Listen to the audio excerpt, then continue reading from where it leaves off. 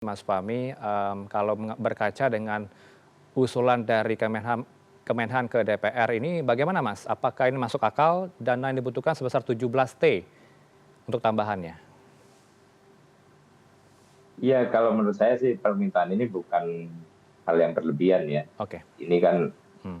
bagian dari upaya mempercepat transformasi pertahanan nasional kita ya. Hmm. Apalagi kita sedang dihadapkan pada dinamika kawasan maupun global yang makin tidak pasti, makin Hmm. tidak menentu gitu ya.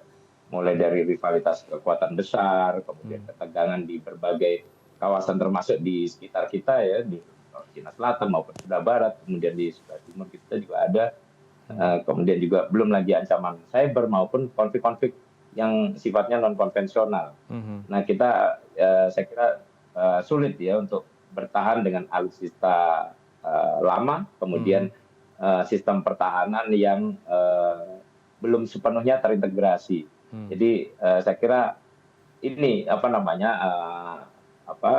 relevansi dari usulan anggaran tambahan ini.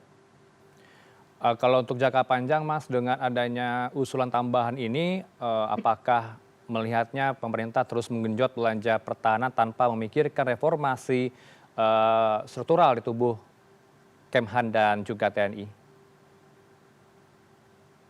Ya saya kira ini paralel ya, Hmm. eh, usulan penambahan anggaran itu kan bukan hanya terkait dengan modernisasi alutsista, tapi juga terkait dengan doktrin Hmm.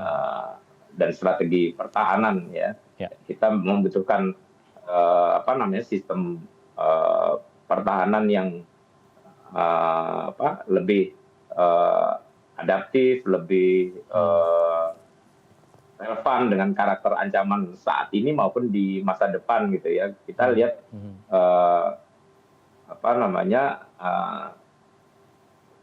kita butuh bertransformasi gitu ya, bukan hanya memperbesar postur militernya ya, tapi Oke. menjadikan sistem pertahanan kita lebih terhubung, Hmm. lebih adaptif dan relevan. Kemudian terkait dengan reformasi sistem pertahanan ya tentu saja ini juga lagi-lagi tidak hanya berkaitan dengan modernisasi, tapi juga Hmm. berkaitan dengan eh, apa apa yang disebut sebagai